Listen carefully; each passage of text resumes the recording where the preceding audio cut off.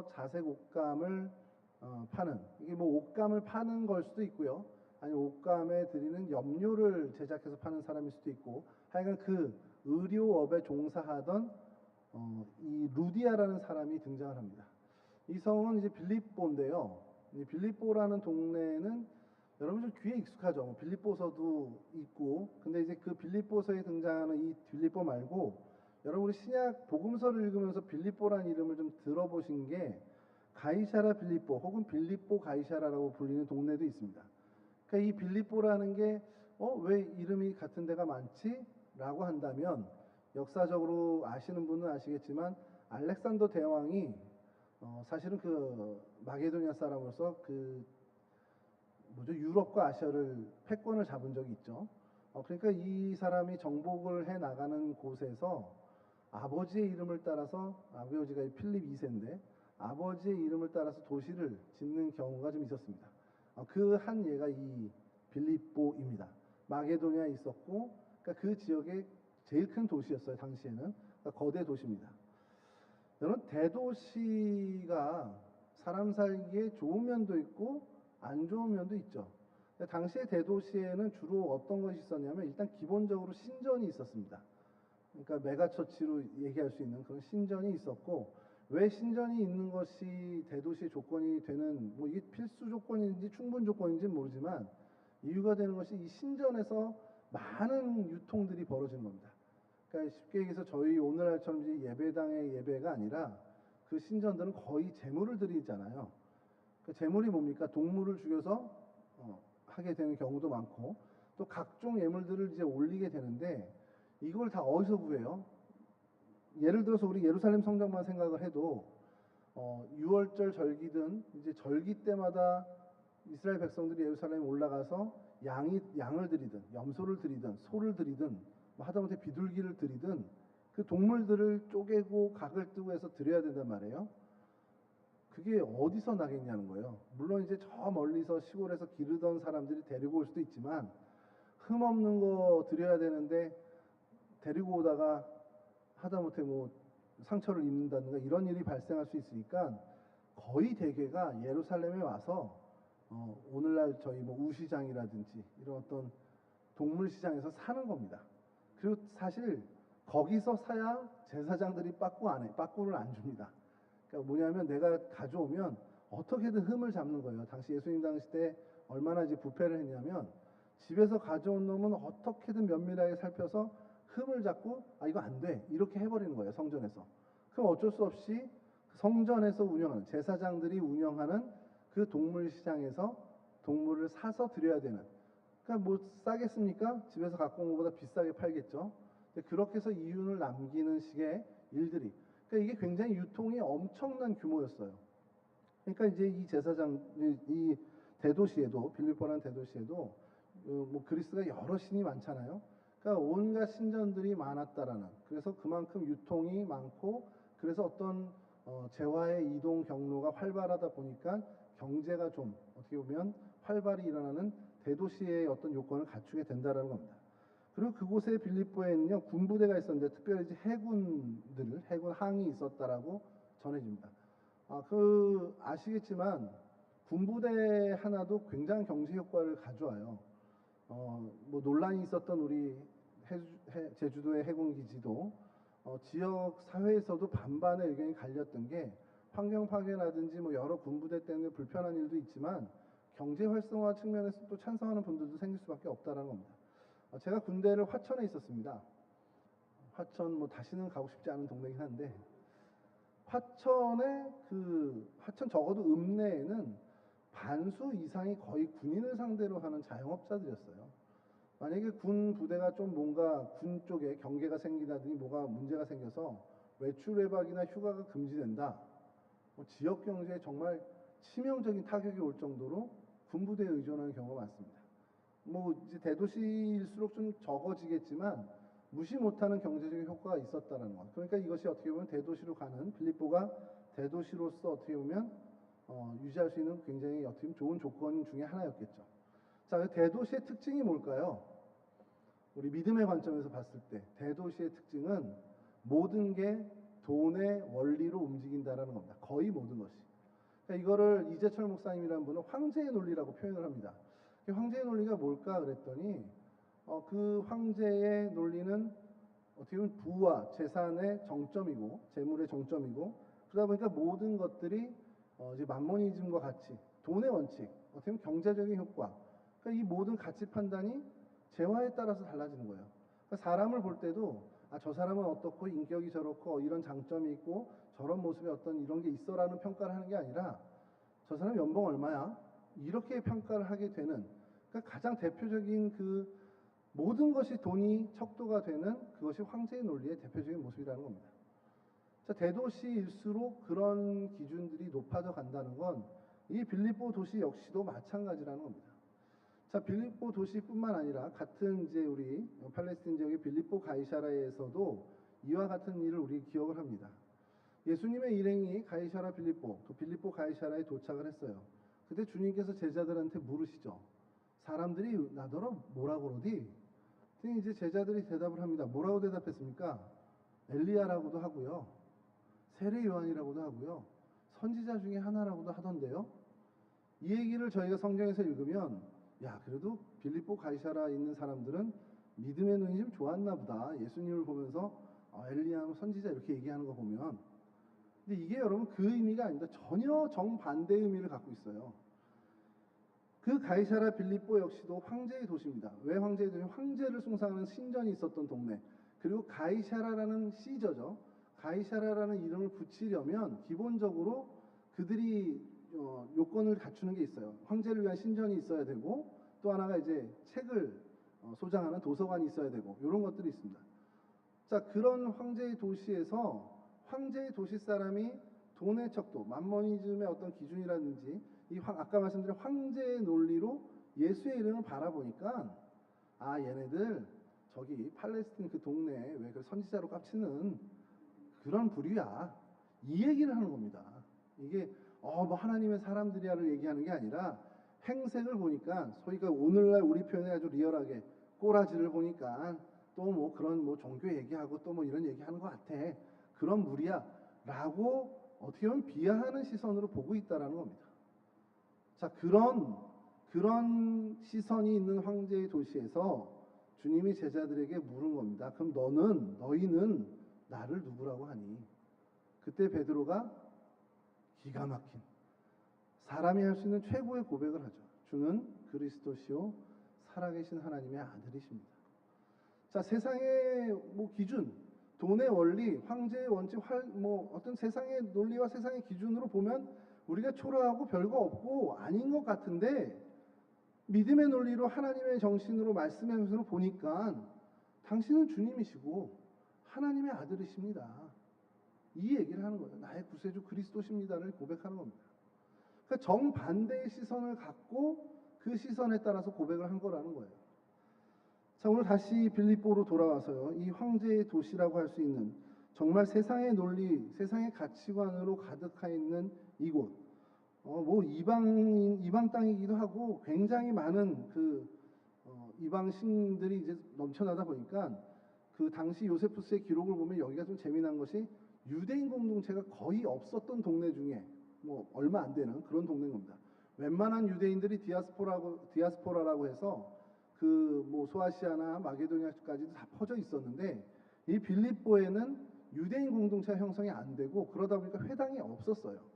그러니까 바울 일행이 도착해서 선교 여행을 할 때마다 유대인의 회당에 가서 안식일에 말씀을 전하는 것으로 선교를 시작을 했는데, 여기 가니까 회당이 없어. 그래서 강가로 가서 여인네들을 만나게 된 겁니다. 이것도 하나님의 은혜겠죠.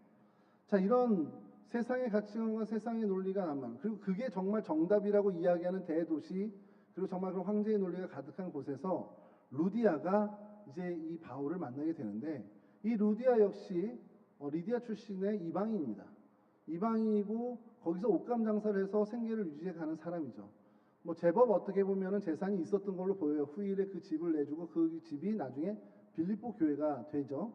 그런 면으로 봤을 땐 재산이 아주 가난한 사람은 아니었습니다.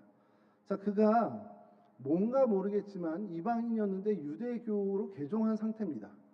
왜 개종을 했을까? 그것은 우리가 충분히 상상할 수 있는 것이 이런 어떤 황제의 논리로 살아가다 보면 정말 오늘날도 마찬가지입니다. 이 자본주의 원칙과 이것으로 살아가다 보면 결국 마지막에 얻게 되는 것은 공허함입니다.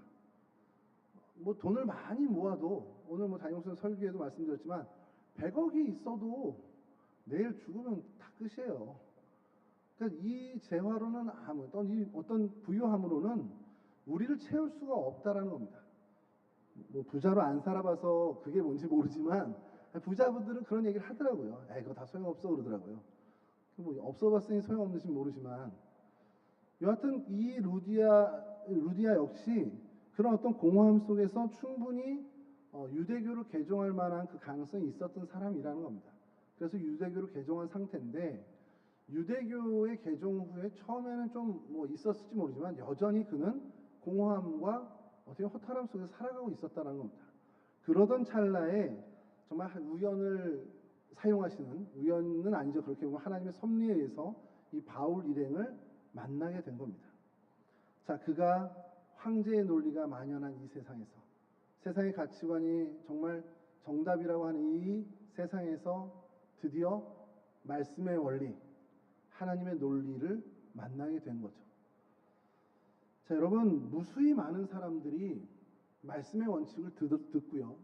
하나님의 말씀의 정신에 대해서 또 하나님의 논리에 대해서 기독교의 가치관에 대해서 말씀의 정신에 대해서 정말 많은 것을 들을 겁니다. 솔직히 오늘날의 이 대한민국 땅을 생각했을 때, 특히 뭐 서울을 생각했을 때 근처에 교회가 없어서 신앙생활을 못한다. 이거는 이제 불가능한 얘기란 말이에요. 근데 저희 뭐 어머니 세대나 그 윗세대에는 마을에 교회가 없어서 저 멀리까지 뭐 심리를 가서 주일 예배를 지켰다라는 어떤 간증들을 종종 듣게 됩니다. 그리고 정말 시골에 계신 분들은 예수가 누군지 몰랐다고 하신 분들도 있어요. 그래도 뭐 저희 나라는 그게 굉장히 복음의 속도가 빨리 확산된 예이기 때문에 그래도 나은 편인데 어쨌든 오늘날에 교회가 없어서 혹은 예수에 대해서 들어본 적이 없어서 예수님을 못 믿었다라는 것은 거의 불가능한 얘기가 되죠. 그렇게 많은 사람들, 많은 어떤 시간들과 기회를 우리가 얻는 시대를 살고 있습니다. 근데 왜 그들은 어떻게 보면 믿음을 갖지 못하게 되는 걸까요? 말씀에 그렇게 노출이 되고 말씀에 대해서 이야기가 정말 많고 뭐 요즘은 채널만 틀면 기독교 방송이 정말 많이 나오잖아요. 유튜브도 뭐 알고리즘 때문에 그렇겠지만 제가 유튜브를 이렇게 하면은 어쨌든 뭐 이찬수 목사님부터 해가지고 설교가 많이 나온단 말이에요. 뭐 이제 그 중에는 알고리즘 때문에 아무리 클릭해도 뭐 설교하면서 하나도 안 나온 사람도 있겠지만 정말 마음만 먹으면 어디든 우리는 하나님의 말씀을 접할 수 있는 기회가 있습니다. 그리고 사실 많이 노출됐을 거예요. 근데 왜 믿음이 안 생길까? 사실 그게 고민입니다. 제가 그래서 오늘이 아닌데 어제 굉장한 그 전자 제품을 구입하신 분을 만났습니다. S9 태블릿이라고 울트라. 아직 케이스가 도착 안 해서 이렇게 박스에 갖고 다니시는 분인데 그래서 제가 요즘 그거 말고 제가 보고 있는 건 골전도 이어폰이라는 걸 좀 보고 있거든요. 왜 골전도 이어폰을 보냐면 이어폰을 이제 끼게 되면 소리가 안 들리잖아요. 뭐 요즘 노이즈 캔슬링이라고 해서 아예 소음까지 차단하더라고요. 자, 그거를 끼고는 불편한 게 뭐냐면 제가 만약에 사무실에서 그걸 끼고 있으면 백원사님이나 이전사님이 저를 부를 때 못 듣습니다.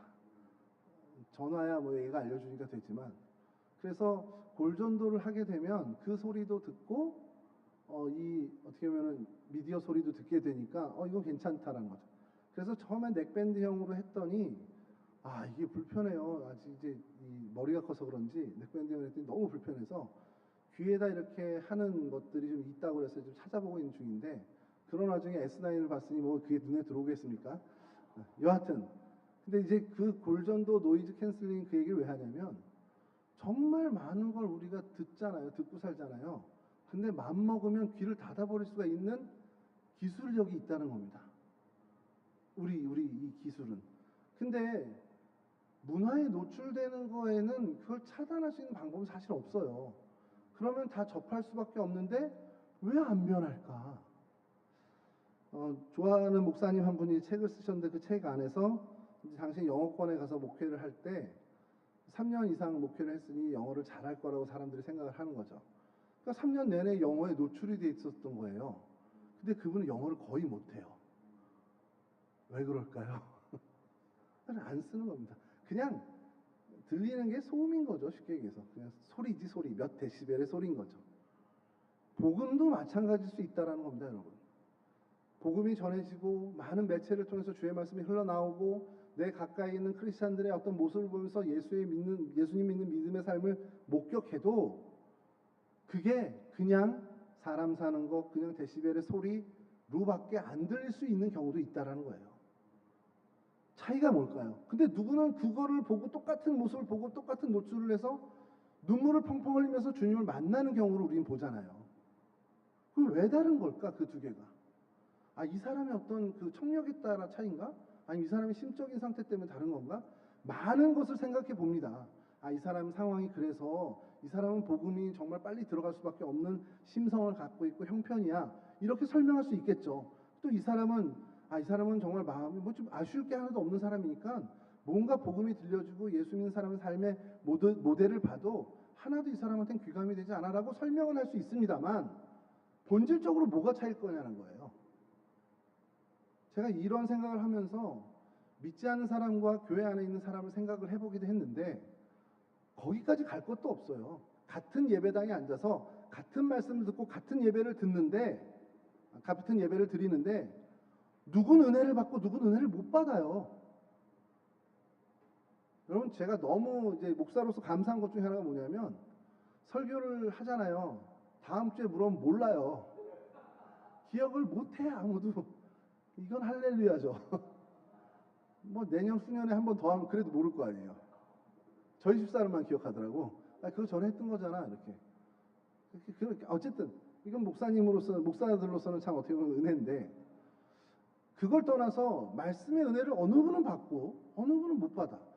동일한 예배에 같은 시간이 차이 나는 것도 아니에요. 뭐 오늘 예원처럼 좀 늦게 들어왔다면 20분 차이가 나겠지만 시간의 차이도 거의 없어. 듣는 얘기도 거의 다 똑같아. 근데 누구는 은혜를 받고 누구는 못 받아. 그렇게 얘기할 수 있죠. 우리가 어떤 인간적인 측면에서 설명은 할 수 있어요. 딴 생각해서 그래. 어제 중고등 수련회 때문에 피곤해서 그래. 뭐 여러 상황들이 이래라고 설명할 수 있지만 그게 진짜 본질적인 문제냐라는 거 하면 그건 아니라는 겁니다. 진짜 이유가 있어요. 뭘까요, 그게? 오늘 본문을 좀 볼게요. 14절입니다. 제가 읽어드릴게요. 두아디라시에 있는 자색옷감 장사로서 하나님을 섬기는 루디아라 하는 한 여자가, 여기가 유대교로 개종했다는 것을 의미합니다. 말을 듣고 있을 때 같이 듣고 있어요. 다른 여자들 다 듣고 있습니다. 갖고 동일하게 지금 듣고 있는 겁니다. 주께서 그 마음을 열어 바울의 말을 따르게 하신지라. 본질적인 문제의 핵심은 어디냐? 주님께서 그 마음을 열어주셔야 한다는 겁니다. 여러분, 이게 은혜예요. 뭐 유대교가 어떻고 기독교가 어떻고 뭐 설명도 하고 이렇게 좀 할 얘기가 있지만 뭐 그거는 사실 본질적인 큰 차이는 아닙니다. 유대교의 귀에서 공허함을 느꼈기 때문에 개신교가 아니라 기독교로 왔다. 그래서 뭐 어떻게 보면은 공허함을 잃어버리고 말씀의 은혜를 받았다 이렇게 설명하기는 좀 무리입니다. 그거는 외형적인 어떤 현상일 수밖에 없고 본질적인 것은 주님께서 그 마음을 열어주셨다라는 거예요. 어떤 마음을 열어주셨냐? 말 그대로 말씀을 담을 수 있는 마음을 열어주셨고, 두 번째로는 우리가 이제 신앙생활 하다 보면 경험하겠지만 죄악을 깨닫는 마음을 열어주시는 겁니다. 그래야 내가 잘못 살아온 것들에 대한 깨달음과 돌이킬 수 있는 회개를 할 수 있다는 거죠. 그리고 그 다음이 믿음을 그 안에 담는 마음을 열어주셨다는 겁니다. 그러니까 뭐 말씀을 듣는, 뭐 들음에서 믿음이 나니까 일단 말씀을 듣는 귀를 열어주셨다라는 거, 그리고 그 말씀으로 인해서 내가 잘못 살았구나. 내가 이제까지 황제의 논리를 따라 살았구나. 내가 이제까지 세상의 가치관으로 살았구나. 이것을 깨달을 수 있는 마음을 열어주셨다는 것. 그러니 이제 그럼 나 이제 하나님의 말씀의 논리로 살아야지. 나 이제 하나님의 원칙대로 살 거야라는 믿음을 갖게 되는 마음을 열어주셨다는 겁니다. 자, 이게 그냥 한 통틀어서 주께서 그 마음을 열어주셨다는 겁니다. 그러면 여러분 같은 예배의 자리에 같은 말씀을 듣고 같은 찬양을 할 때 누구는 은혜를 받고 누구는 은혜를 못 받는다. 누구는 하나님의 그 놀라운 사랑을 경험하는데 누구는 경험을 못한다. 그 본질적인 건 마음을 하나님이 열어주셨느냐 아니었냐는 거예요. 자, 그러면 여기서 질문이 생기죠. 그럼 누군 열어주고 누군 안 열어주시는데요? 라고 할 겁니다. 어떻게 됩니까? 여러분 어떨 것 같아요? 하나님은 여기 앞에 네 줄까지만 열어줄 작정을 하시고 뒤에 줄은 안 열어줄 거야. 이렇게 하실까요? 아니요. 하나님은 예배에 참여하는 아니면 모든 이들이 하나님 향해 마음을 열기를 원하시고 그렇게 하시기를 원하시고 하시려고 합니다. 문제는 내 편에서 원하냐는 거예요. 하나님 내 마음을 좀 열어주십시오. 하나님 내 마음 좀 열어주세요. 그럼 하나님은 언제든지 그 마음을 열어주실 거예요. 우리에게 그러한 간절함과 사모함이 없기 때문에 하나님께서 계속해서 은혜를 부어주시지만 그것을 담지 않는 겁니다. 자, 마음의 그릇이 있어요. 이렇게 그릇이 있습니다. 뭐 크기는 다 각기 다를 수 있지만, 자, 크든 작든 이렇게 열어놔야 하나님의 은혜를 담죠. 뒤집어 놓으면 하나도 못 담습니다. 자, 바르게 세워놓냐 뒤집어 놓냐는 그것은 내가 할 수 있는 문제입니다. 하나님이 은혜를 주시느냐 마느냐 그건 하나님의 문제죠. 근데 하나님은 주실 거예요. 근데 그 내리는 은혜를 담을 건지 뒤집을 건지는 내가 결정하는 겁니다. 이런 설교를 하면 예전에도 그렇고 청년들이 무슨 얘기 하냐면요. 아, 나는 원하는데 하나님 안 주셔요. 거짓말입니다. 본심은 원하지 않아요. 왜? 복음은 불편하거든. 말 그대로 이거 우리 오늘 리얼하게 얘기하죠. 어제 우리 청소년부 예배 끝났습니다. 수련회 끝났습니다. 피곤해 죽겠어요. 집에 가서 자면 제일 좋아요. 얼마든지 명분 만들 수 있습니다. 아, 어제 그렇게 헌신했는데요. 윤섭이 오늘 드럼만 아니었으면 갔을 수도 있습니다. 가혜원은 목사님 딸만 아니었어도 안 올 수도 있어요. 제가 볼 땐 그럴 것 같아요. 그리고 실제로 우리 거의 안 왔잖아요. 중등교사들, 청년들. 근데 이거를 우리가 책망할 건 아니지만 여러분 복음은 어쨌든 간에 우리를 불편하게 합니다. 복음이 주는 기쁨이 있어요. 분명히 있습니다만 내가 정말 내 육체의 어떤 편함을 따라 살 때 내가 내 마음에 가는 대로 살 때는 복음은 우리에게 항상 불편함을 줄 수밖에 없습니다. 어느 목사님이 표현하실 때 되게 너무 공감되는 표현한 게 뭐냐면 구두나 신발 속에 들어있는 조그만 돌멩이가 복음과 같다는 거예요. 여러분 그런 거 하나 들어갔을 때 이거 좀 빨리 빼내고 싶은데 걸어가는데 계속 불편하잖아요. 복음이 마치 그렇다는 겁니다. 갈 수는 있어. 걸어갈 수는 있는데 뭔가 계속 찝찝하고 계속 뭐가 불편해. 여러분 복음이 그렇기 때문에 그거 그냥 안 하고 싶은 게 우리가 의식하지도 못한 우리의 마음일 때가 있습니다. 근데 여러분 단언하건대 복음이 주는 기쁨을 제대로 맛본다면 그 불편함은 얼마든지 감수할 수 있는 것이 됩니다. 여러분 그게 믿음이고 그게 은혜입니다. 우리 청년들이 저는 바라는 것은요. 뭐 오늘 우리 세준 회장하고도 얘기했지만 오늘 거의 못 올 것 같지 않아? 그랬더니 뭐 그냥 우리 인원에 대해서는 생각하지 마자. 그러나 우리가 해야 할 일은 예배하는 거, 우리 찬양인도 하고 저 말씀 전하고 함께 기도하는 거는 중단할 수 없죠. 아무도 안 오셔도 해야죠. 심지어 우리 선교사님이 못 오셔도 우리는 할 겁니다.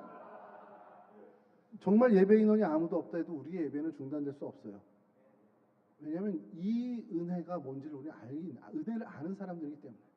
전 바라기는 우리 청년들 불편함을 감수하고 그 불편함을 정말 어떻게 보면 감내하고 찾아온 그 하나님의 은혜를 맛보는 일들이 좀 있었으면 좋겠습니다. 우리 청년들이 정말 그 은혜의 맛을 알고 하나님을 만나는 그 맛을 정말 알았으면 좋겠어요.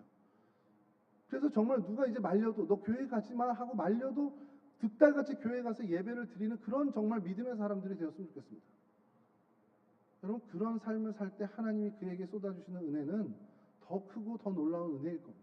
일상에서 벌어지는 모든 일들이 정말 하나님의 터치가 임한다는 것을 느낄 수밖에 없는 그런 일상을 살 수밖에 없을 거라는 거죠. 개인적인 얘기를 해서 죄송합니다만 뭐 약간 사족이 될 수도 있겠지만요. 목사가 된 것에 대해서 너무 감사하는 하나가 있어요. 제가. 목사님 누가 이렇게 해줘서가 아니고 아무도 그렇게 안 해요. 요즘은 목사님 이렇게 하는 거. 네가 목사야 이러지 목사님 이런 분 별로 없습니다. 그렇게 어떻게 보면 존중받고 혹은 호칭을 받는 것 때문이 아니라 제 생활에서 일어나는 모든 일들이 하나님과 연관지어지는 일들이 생긴다는 거예요.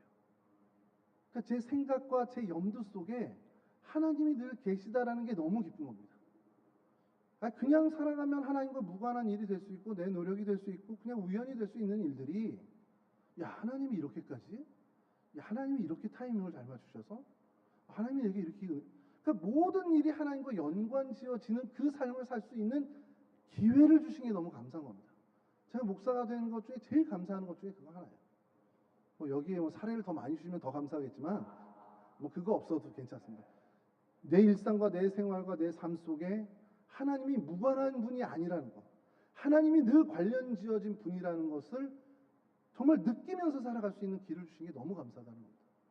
그래서 여러분들이 다 목회자가 되고 이런 게 아니라 정말 그것만큼은 놓치지 않았으면 좋겠어요. 내 생각과 내 모든 정신과 내 염두, 저 염두라는 말이 요즘 너무 좋은데 그 염두 속에 주님이 항상 계시는 그런 삶을 우리 청년들이 모두 살았으면 좋겠습니다. 이와 같은 은혜 누리시는 거룩한 하나님 백성들이 되시기를 간절히 바랍니다. 기도하겠습니다. 참 좋으신 하나님 감사합니다. 저희들을 불러주셔서 하나님 백성 삼아주시고 정말 말씀의 정신으로 정말 하나님의 논리로 이 땅을 살아갈 수 있도록 우리를 권면해 주시니 감사를 드립니다. 하나님 우리가 살아가는 이 세상은 세상의 가치관이 정말 난무해 있고 소위 황제의 논리라고 하는 정말 세상에 하는 정말 그 가치관 세상의 그 논리가 가득한 세상입니다.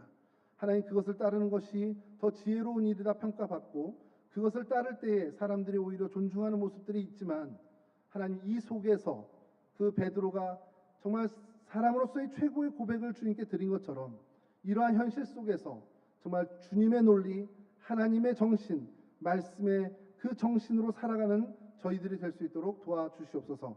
하나님 그렇게 살아갈 때 하나님이 주시는 은혜가 정말 귀하고 아름다운 은혜가 있는 줄 우리가 믿습니다.